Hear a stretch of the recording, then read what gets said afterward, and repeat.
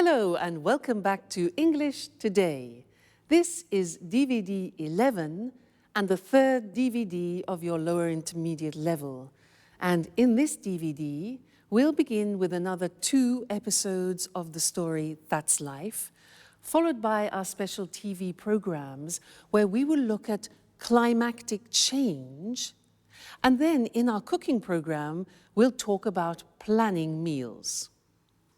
Then, in the grammar section, we're going to do some more work on the modal verbs can, might, and must, and the concept of probability and possibility. We'll also be studying the grammatical form used to, okay? So, I hope you enjoy yourselves.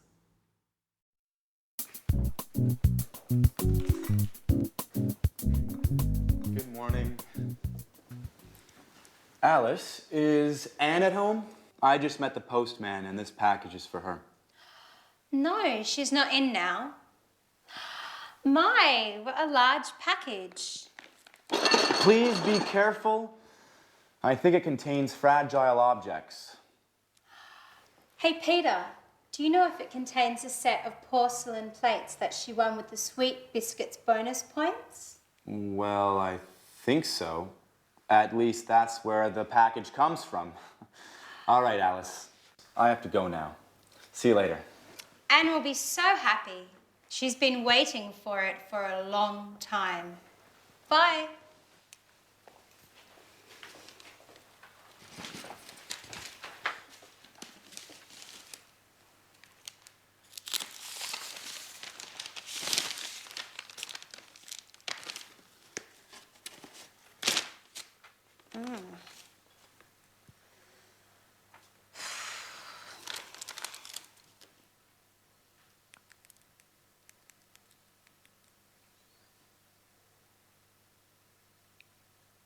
Hello, Anne.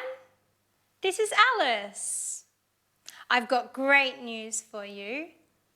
Your set of Chinese porcelain has arrived. They're beautiful.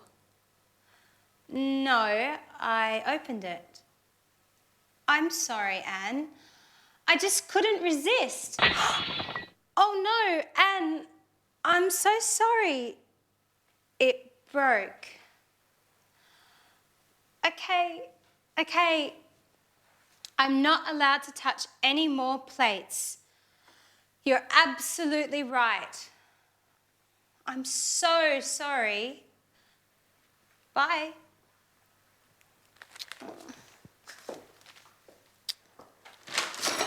Jack, be careful.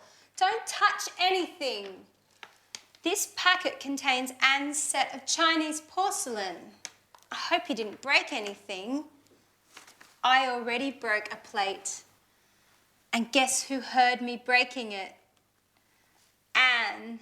Oh my. I didn't notice anything. Well, you should look where you are going. I'm sorry. What are we going to do? Well, let's get ready for Anne to lose her temper. Who knows? Maybe she'll forgive us. She can't get that angry. They're just plates. Remember, we can't cook. If Anne gets angry, we'll have to learn to cook. That's true. I've got an idea. Let's go get something from the local takeout place. Then we can pretend that we cooked dinner. She might be happy and forget about those plates. That's a great idea. Let's get going.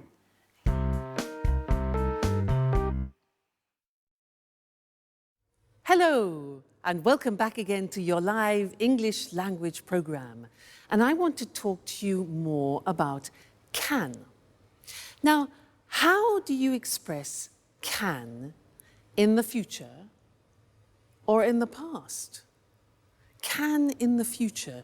Do we say I will can? What do we say in the past? Now, this is interesting because it's very strange. We use the verb to be able to That's what I want to look at now with you on the language screen. To be able to, isn't that strange? We have learned to use can in the present. We've had examples like, I can cook, can you cook? And the negative, I can't cook.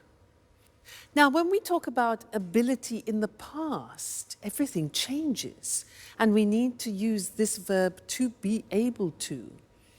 When that goes into the past, we say, I was able to cook yesterday. You see, the verb to be goes into the past.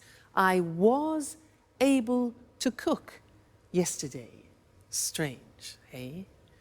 Another example, the question, were you, past tense of the verb to be, were you able to cook? And the negative is, he wasn't able to cook. So, can, in the future, we use to be able to, and in the past, to be able to. So, was, were, able to. The future, let's look at that now.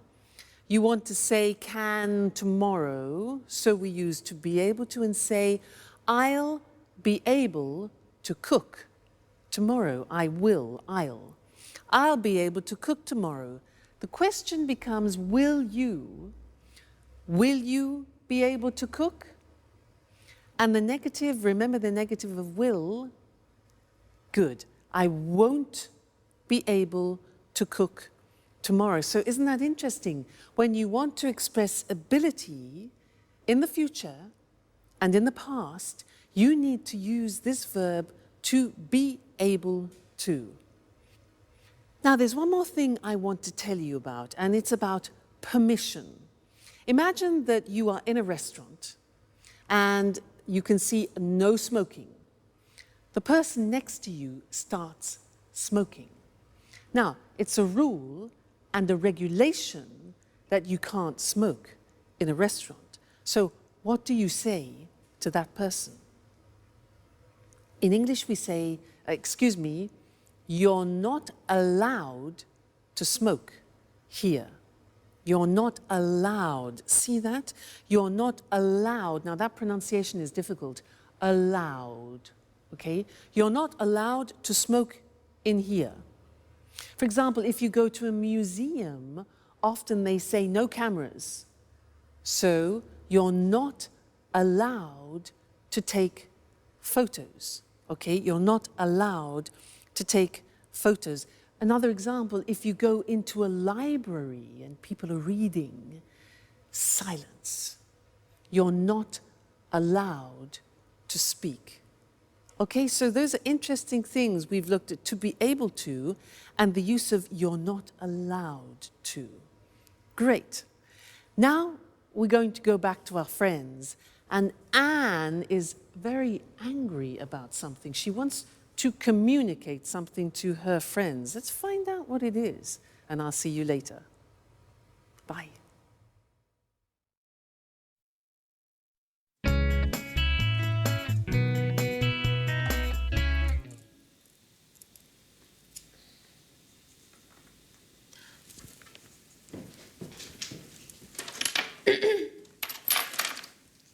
Hi, Anne.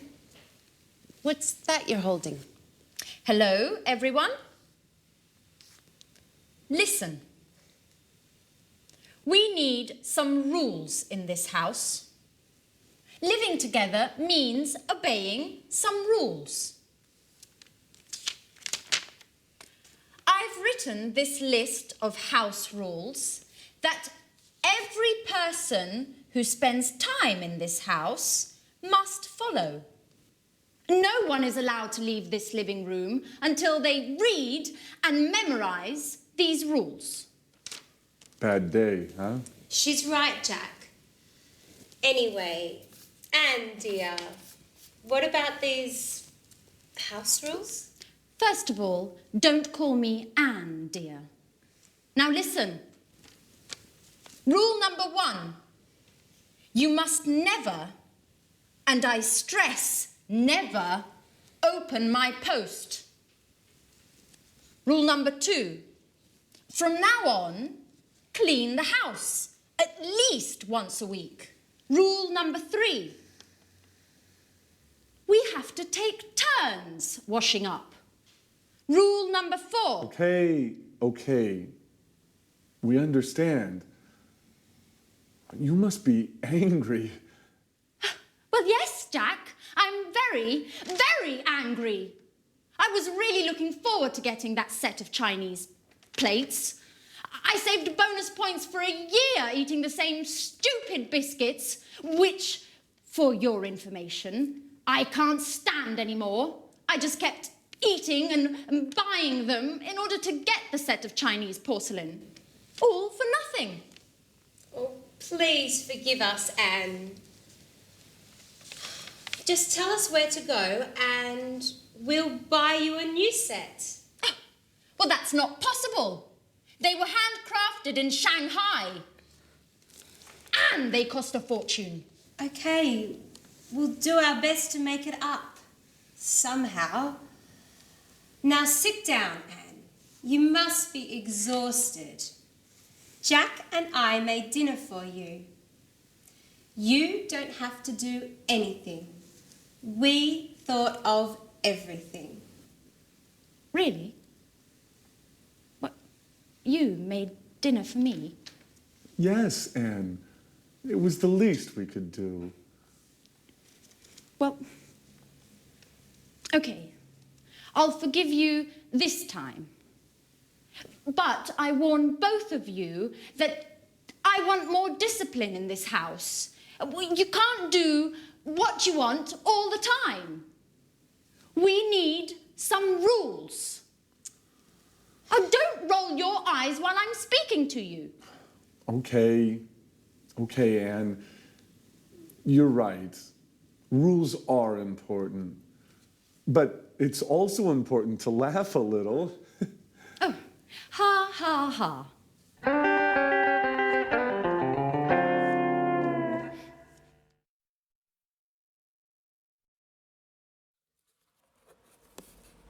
Oh, hi. Hi, and welcome back. This is a box which my mother sent me, and she said there are some useful things for me. So I was just looking. Come and have a look with me. Oh, go on. Oh, what's a strain? What's this? What is this? What's this? Well, it can't be a shoe, can it? It's not a shoe. Can't be a shoe because it's made of metal. It's made of metal? Well, it might be some sort of lamp or something, like it looks like an Aladdin's lamp, a special lamp. No, but it can't be that. Ah, look, here there's a sort of metal groove, probably for cigarettes. That's it. It must be a cigarette holder, and a type of ashtray, an oriental ashtray. How unusual. That's very typical of my mother. Useful, though. Now, did you see the language that I used? I said, it can't be a shoe. When I say it can't be, it means it's impossible. It's impossible, it's too small, and it's metal. So it can't be a shoe. So I'm talking about probability and possibility, okay? Then I said, well, it might be a magical lamp. Now, might is when you're not sure. Might is M-I-G-H-T. It might be a lamp. So when you're not sure, you say might. Then I said, no. It must be an ashtray. Now, when I say it must be, it's because I'm absolutely sure that the possibility of it being an ashtray is certain, okay? So 3 possibilities: it can't be, might be, and must be. So let's have a look at the other things in the box. Ashtray. What is this? What's this? You see this? Well, it can't be, I mean, it looks like a negative from a film, doesn't it? No, it can't be a negative because there are no images. Well, it might be, I just don't know. I mean, it might be some sort of special sticker that you put on things, but it hasn't got any glue. I don't know what it is. Just a minute. Look, here's something explaining it. A forehead thermometer. Put it on your head and it reads the temperature. What? Let's try that. So I put it on my head like this and said, hold it on your forehead, and it tells you your temperature. Let's have a look. 37. Whew, that's hot. It is, it's a thermometer. Incredible. Now that is very useful because it's small. So interesting. Next thing, what's this? Look at this. Now, it's shiny and it's silver, but it can't be a mirror because I can't see myself. Can't be a mirror. What can it be? Oh, I know.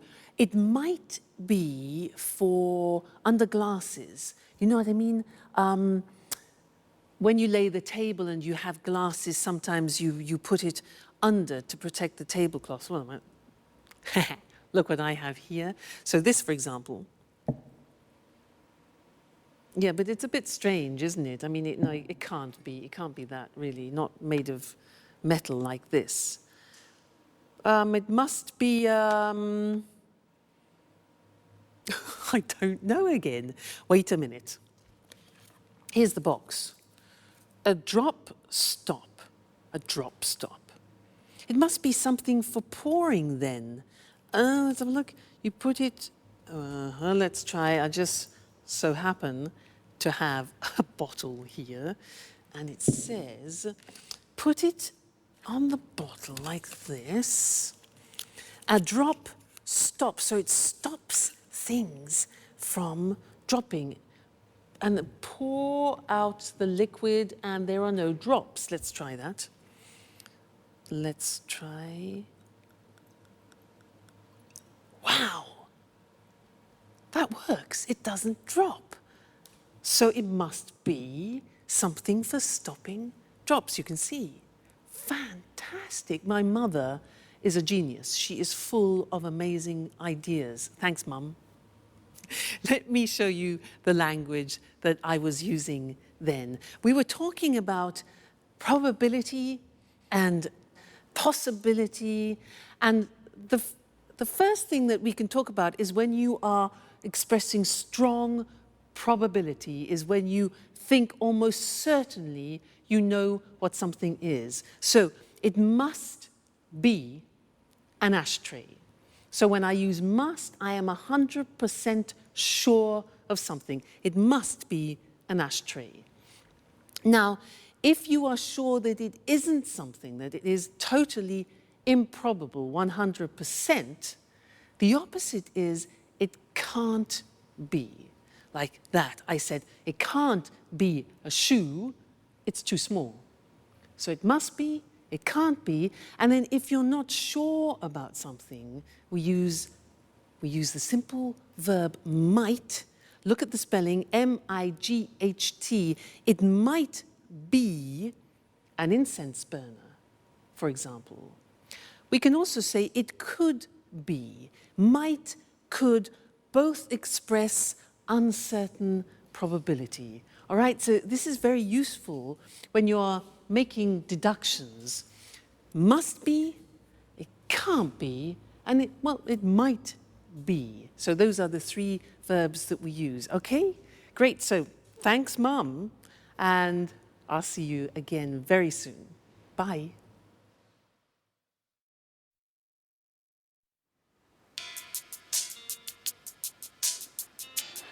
Hi, everybody. What's on TV? Jack, just a minute. It's almost finished. TV.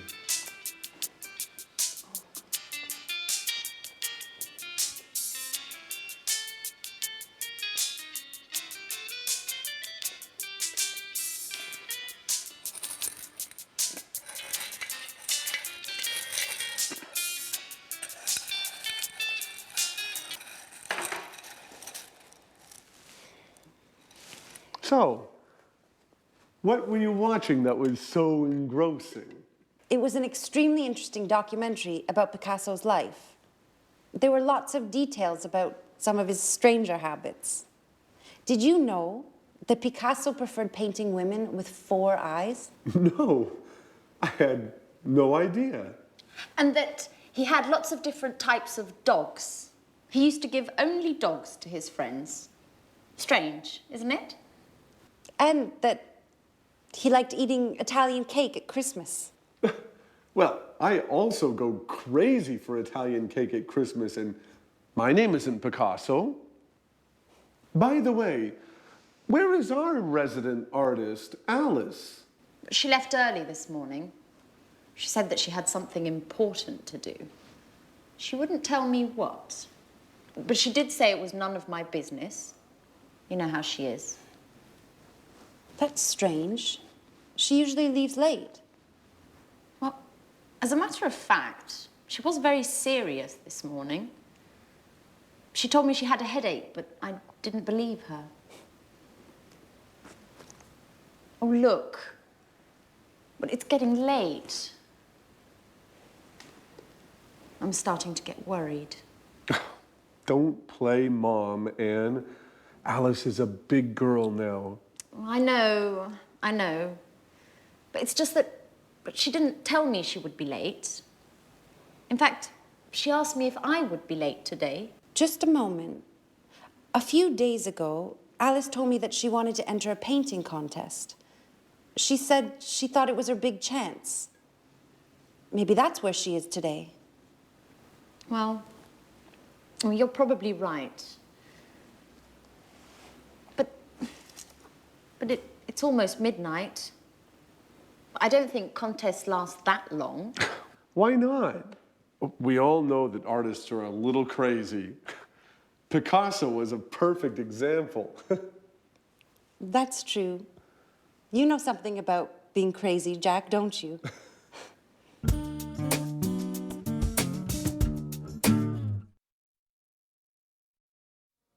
Hello again. Did you hear them talking about Picasso? Some interesting things about him. They said he used to give only dogs to his friends. He used to give only dogs, and he used to eat Italian cake at Christmas. Now, this verb used to, well, it's written U-S-E-D, but the pronunciation is used, and we'll see that on the screen later. And we use it to talk about habits that people have had in the past and now don't have anymore. And to illustrate this, I have some examples of habits that I have had in the past. For example, this. This is a cigarette. Well, I used to smoke. Now that means that I did smoke in the past, but I don't smoke anymore. I stopped the habit. I used to smoke, okay? Look at this, tennis racket, haha. I used to play tennis. I was quite good, actually. I used to play tennis, but then I stopped. I didn't have enough time, too much work. You know how it is. This, now look at this, look at this. This is fur. I used to wear this. In England, it's a fur. You know, F-U-R, this. I used to wear it in England, but then I stopped because now in England, people spit at you if you wear fur. So that is a habit I have definitely stopped. Now these are vitamins. Now, I didn't used to take vitamins in the past. I didn't used to, but then my mother, you know, my mother's fantastic. She explained how useful they can be, so now I do, but in the past I didn't used to. And this opera, yeah, another thing, opera. I didn't used to listen to opera, but now I just love it. So I listen to it a lot. Okay, so there were some examples for you of used to, let's go and look at the different forms on the board now. So, when we speak about habits that we had in the past and we don't have now, we use used to. Look at the spelling. It's U-S-E-D and then T-O. But the pronunciation is not used, it's used. Unusual. Used. Okay? So the example is I used to smoke. And that's for all the subject forms. I used to, you used to, he used to, she used to, we used to, they used to. Okay? So I used to smoke. I used to play tennis. I used to wear fur. Okay? Pronunciation used. Now, in the negative, we use the auxiliary did. So I didn't use. Notice we take off the D because it's the infinitive. I didn't use to take vitamins, and I didn't use to listen to the opera. And the question form is easy. It's did you use to do a lot of sports? Did you use to stay in bed until midday? I remember that. So if you think about your lives and about habits that you had in the past and you don't have now, when you talk about those to people, that's what you use. I used to smoke, but I don't anymore. I used to play tennis, but now I'm too busy. All right, so very important for describing past habits, used to. Great. That's the lesson for now, and I'll see you again very soon. Bye.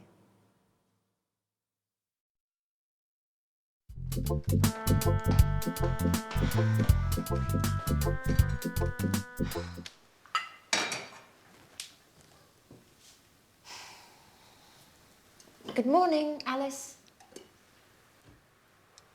Where were you last night? We were getting worried. Good morning. I'd prefer not to talk about it. Why? What happened? Well, I took part in a young artist competition. I thought it would be the perfect occasion for me to show my talent. So? How did it go? You made a great impression, didn't you? Well, no. It went badly. They said that I wasn't cut out to be an artist. But the jury was made up of incompetence. Maybe no one appreciates my talent. Oh, come on, Alice, don't take it so badly. You know you are a genius, right? That's all that matters. Yes, just like Van Gogh, who, by the way, only became famous after he had died. Maybe that's my destiny. Maybe you're exaggerating, just a little bit. I mean, Van Gogh, but you don't really think you're in the same league, do you? And why not? No one appreciates my talent either. Anyway, I want your opinions. Wait just a moment while I get something.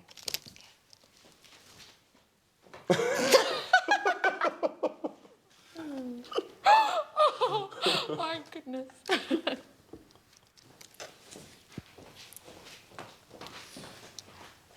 Here you go. This is the painting I took along yesterday. What do you think? Isn't it beautiful? It's it's interesting. It's a very unique painting. Yes, unique is the right word. Alice, you know I don't really understand art, don't you? What does it represent? That's the same question they asked me yesterday. I can't believe that. It's so clear. It's a painting of a man and a woman walking hand in hand. Oh, I see. Well, the truth is, it's a bit difficult to see. I mean, at first glance, it looks like a whole lot of mixed up colors. Come on, Jack. You just don't understand abstract art, do you? Well, now I understand that neither of you has any appreciation of fine art.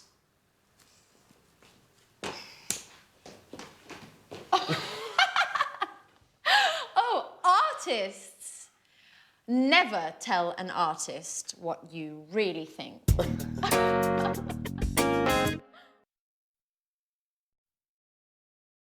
Hello again to you and welcome back for some more English. Did you hear in that last episode how Anne said to Alice, "So how did it go? You made a great impression, didn't you? You made a great impression, didn't you?" Do you remember that grammatical form, didn't you? A question tag, yeah? Remember, we did a lesson about this, and the example we used was, she's unhappy, isn't she? Do you remember that?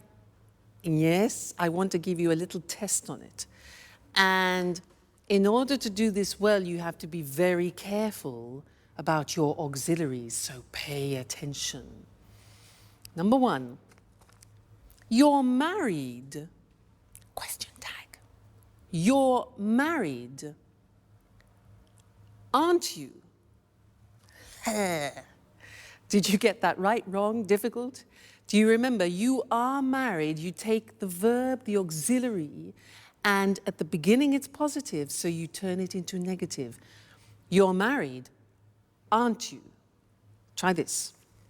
You didn't go to the party. Didn't is negative, becomes positive. You didn't go to the party. Did you? Great. Next one. He lives in Paris. He lives in Paris. Lives, simple present. Auxiliary. Yeah. Doesn't he? He lives in Paris. Doesn't he? Okay. They aren't French. Aren't. They aren't French. Positive. Are they? Great. Next one. She went to the cinema. She went to the cinema. Auxiliary past tense. Positive, negative. Didn't she? Okay. She went to the cinema, didn't she? All right. You don't like him. You don't like him. Negative. Do you? You don't like him, do you? Great. They were enjoying the show. They were enjoying the show. Past continuous. Weren't they? They were, weren't they? Great. He's coming tomorrow. He's coming tomorrow. Isn't he? Great, you're getting better all the time. They'll be late. They'll be late. Won't they? They'll be late, won't they?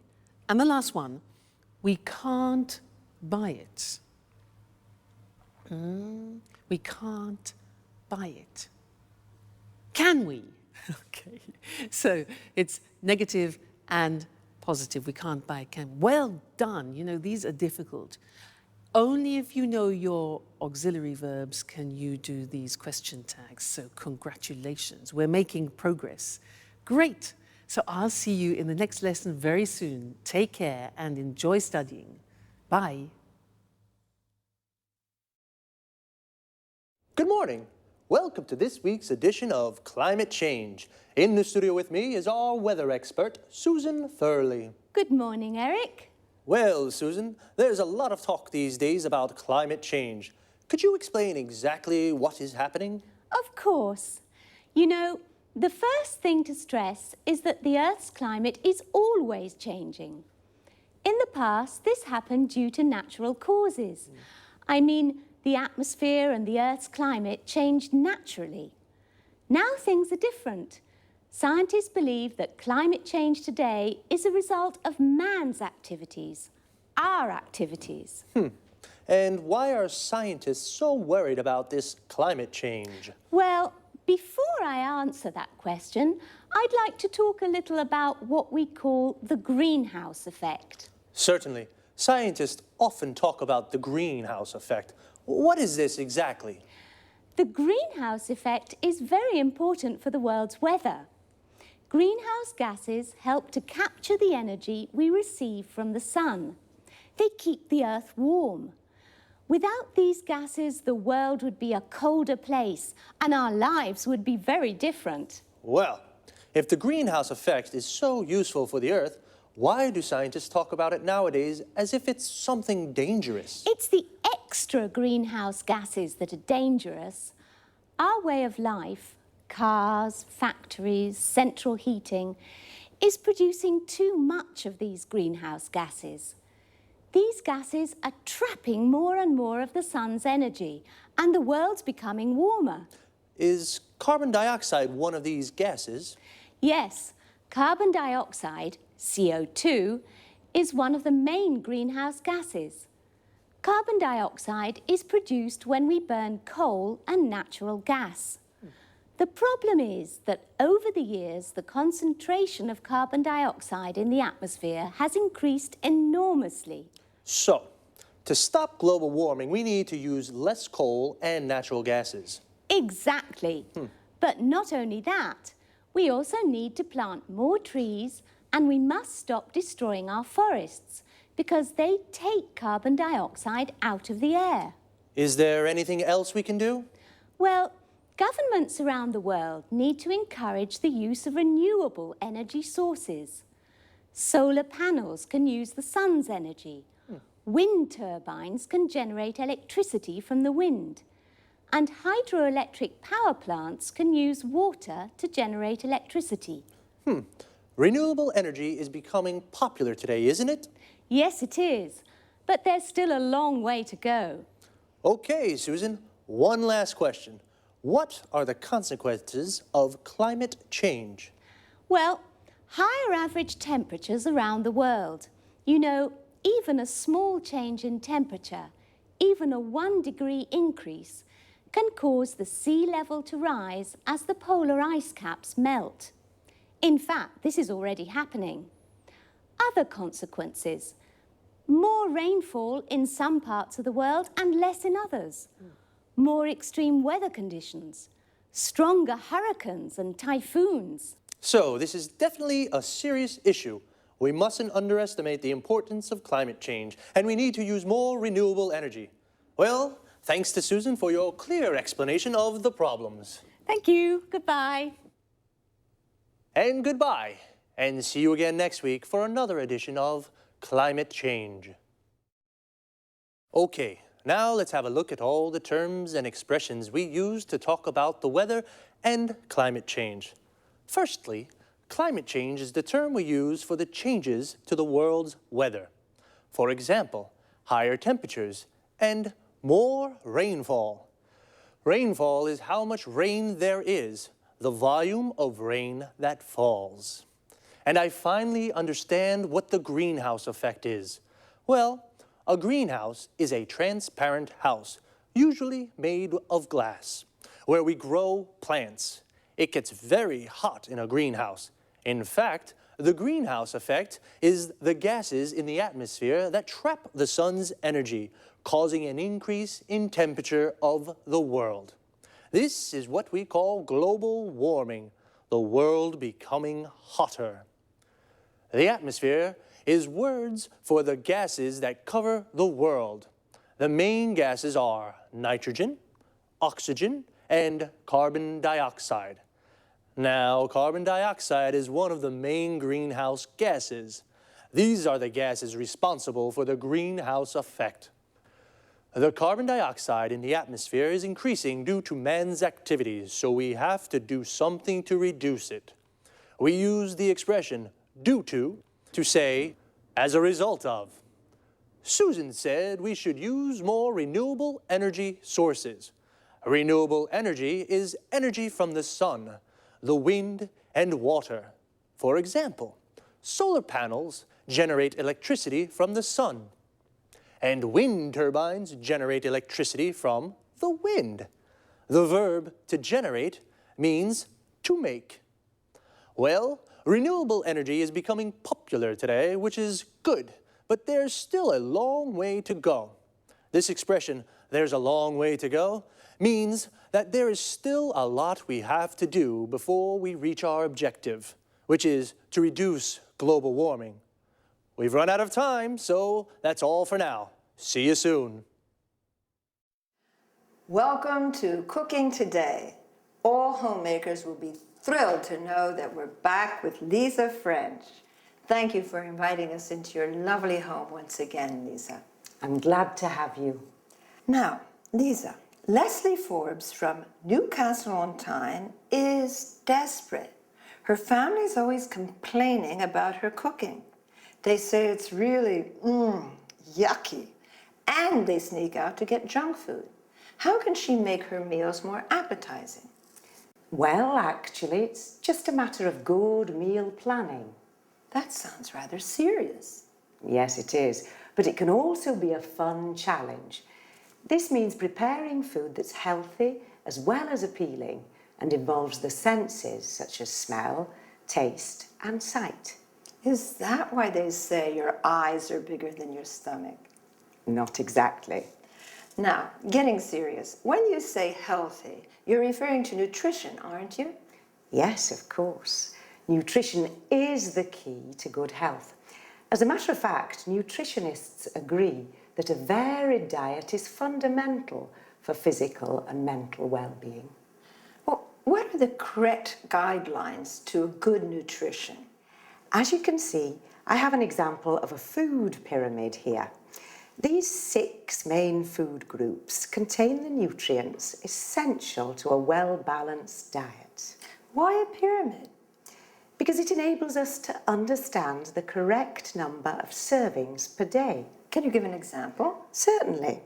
You see, the largest group includes bread, cereal, rice, and pasta. Then, going up the pyramid, you find fruits and vegetables, then meats and dairy products. What's at the top? You mean here?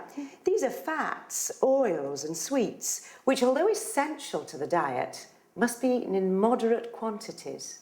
Now, going back to Leslie's request, how can she make tasty meals for her family? If she hasn't much time for shopping, she can make a weekly plan. Besides a correct diet, she must consider the likes and dislikes of her family. You're telling me. In my family, my son hated beans and my daughter was allergic to milk. That's a common problem.